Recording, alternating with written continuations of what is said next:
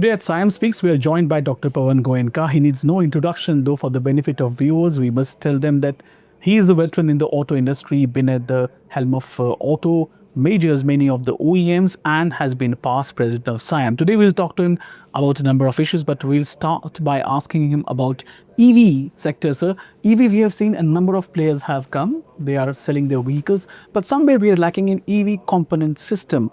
What should we do to enable the growth of that industry as well? Look, we have to focus on three things primarily on the EV component. One is the battery, second is the motor, and third is power electronics. I mean, there are others also, but these three are the major ones where we have to localize as much as possible. Now, in all three, something is happening, but perhaps we need to be speeding up. We need to be in a hurry to do this. So let's look at battery. The battery, I think more or less assembly is now happening in India, right? In many cases, the modules are also being built in India, not in all cases, and cells are the main thing.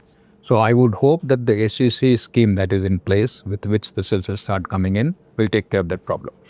But still, the overall capacity that is coming in with cells is not going to be sufficient. So we have to have a clear path that in the next 5 years, let's say, we are reasonably Atmanirbhar in cell manufacturing, and if cell happens in India, then everything else will happen in India automatically, which will also require us to do cathode and anodes also, which is some companies are doing, but at a very small scale. So this whole scale has to go up. When it comes to motor, a primary problem is rare earth metal. Where now, because of the ban that was put in by China, the visibility is there, the sensitivity is there. A lot of work is happening now on how IREL can support the rare earth metal availability in India, how technology can come for making magnets, and how from magnets we can make motors. So this is the second thing that has to happen, starting from rare earth metal, okay, availability of that. As far as power electronics is concerned, I think it's a question of localizing, okay. It's not so much about basic technology or basic raw material. It's about getting enough scale to be able to justify local manufacturing. So I would say that these are the three major ones, and I would also say that for us to become a big EV player, we have to ensure that 70-80% of value addition for these things is happening in India. Otherwise, we'll remain a import and assemble house, which we don't want. Right, sir. Another issue plaguing the industry is the supply chain disruption in certain sector, and second, rare earth materials. So to have capability and capacity in these sectors and how to ensure that these sectors don't disturb, how can India move towards that direction? So see, again, sometimes any adversity that comes in becomes an opportunity for future because you realize your vulnerability. So in the current situation, we realize how vulnerable we were, dependent on one country. And in the current geopolitical situation, that's always dangerous. If you rely on one country for anything, or any country for anything, we cannot rely on. So the most important thing for us, and I'm moving away from auto industry for a while, for the relevant departments and relevant industry associations to sit together and say for each industry, where do we have these vulnerabilities? For example, pharmaceutical, APIs.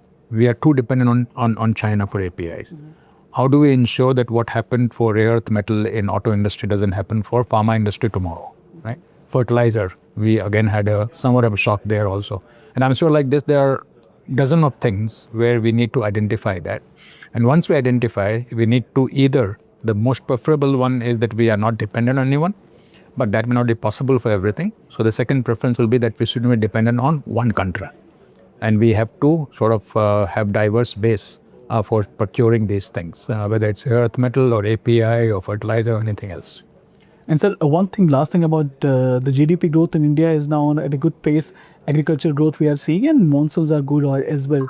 How do you see these factors impacting auto sector now going forward? Definitely positive, but how positive? Well, I don't think I'll be able to quantify it.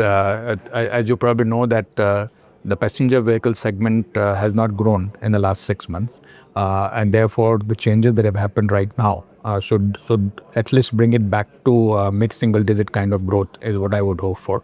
And that would be a good growth in a situation where we have had back-to-back good growths for many years. I think if we get mid to high single-digit growth this year for the next 2 quarters, and that'll be very good. And all the positive signs are there.